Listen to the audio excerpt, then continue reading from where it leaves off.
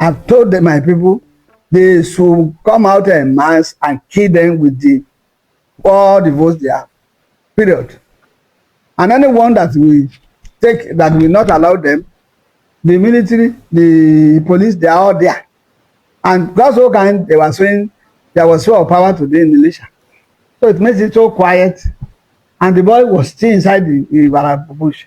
That is my own story. Because when you look at it, apart from the one they killed in Thank you, Your Excellency. You are Accord governor. You are the only governor Accord has in Nigeria. You are contesting against a party that has, I would say, 34 governors backing it. Please, I can't hear you. Okay. I said you are the only governor Accord as a party has in Nigeria today. I'm the only one Accord party. You are the only governor it has. I'm the only governor, right? Yes. Okay. And you are contesting against a party, the APC, that has 34 governors backing it. That is plus the power of the presidency and everything connected with it. Are you not worried that you will be overwhelmed and overrun on Saturday? Thank you, Your Excellency. You don't know me. I'm a bulldozer. They don't call me Ashon Jackson for nothing. I'm a bulldozer. What does that got to do? If they lie, let them bring all the 30-something governors. They are all my friends. After they go on the stage, they even come and say, we are just playing, you know. Quiet in the audience, please. I can assure you. Are they the one to come and vote in Osun State? They are not the one to come and vote now. They call it party intrigues. All that one is funfair. I'm here to support our party, and that's it.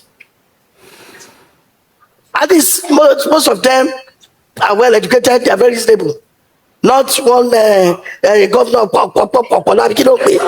that comes to my state or whatever I do. Man, what type of name is that? You came to my state. You did not have, you know what I'm saying? When somebody want to come to your state, me as a city governor, you're supposed to have clearance. These people are not civilized. I'm a civilized administrator. Was it, 2 years ago, when I was in PDP, they made me the chairman of a governorship committee. You know what I did? Immediately I landed Ondo, I went to ask Datua. A lot of people are saying, no, we are not in different, we are different political parties. I said, no, he's the governor. I have to go and tell him that I'm in his state, you know, to come and support my candidate. And I went to the state house to tell him. And we greeted each other and I left. That is what civilized people, that's what they do. So all these ones that come over here, let them come and dance in Osun State. They are not the one to vote. So when they finish, I will call them, I saw you on TV, hi. Okay. But let's now take our next story on politics, with the NDC presidential candidate Peter Obi hitting Nigeria's democratic institutions hard while speaking at the 2026 Goodluck Jonathan Foundation Democracy Dialogue in Bauchi on Monday. Now, recalling his own experience, Obi spoke about how he spent years in court fighting his election as Anambra State governor, but judges he hadn't met at that time ruled in his favor. Well, according to Obi, that may not be the case with a lot of judges today. Let's watch. Where professors are now aiding illiterates to rig election. Where our lawmakers have removed forgery as an offense in electoral matter. As senior advocates of Nigeria are defending forgery.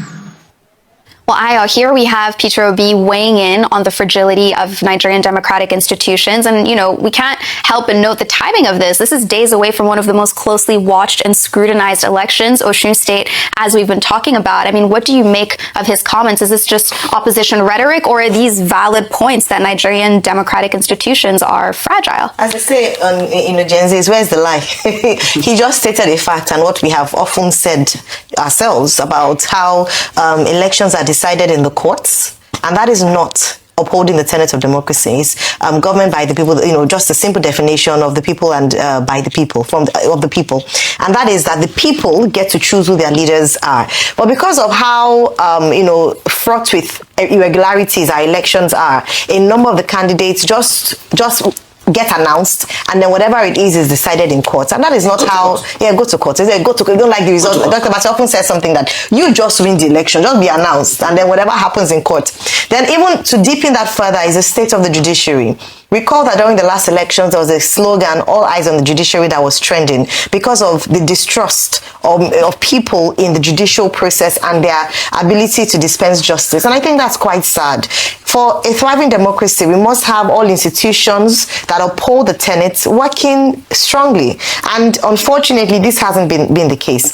So all these conversations, all these dialogue, whether from Mr. Peter Obi or other people who have made the same statements. We had Mr. Showoye yesterday talking about his lack of confidence in the process of the elections in Osun State this weekend. Despite all of this, or the reason for all of this, Annie, at the end of the day, is that Nigerians are calling on the institutions to do right by the people. This democracy that was hard fought for, hard won for, can we protect it and ensure that power really goes back to the office of the citizen? And how does that happen? Very quickly, ensuring that we have free, fair, credible elections. Any nation that cannot conduct a free, fair, and credible election cannot consider itself to be truly democratic. That is the basis of democracy in the first instance. And so that's why we keep calling on number one, the president should allow, give an enabling environment for INEC to work. INEC is an independent institution. There should be no interferences. And then the judiciary, whenever cases are brought before it, should uphold justice for the people. My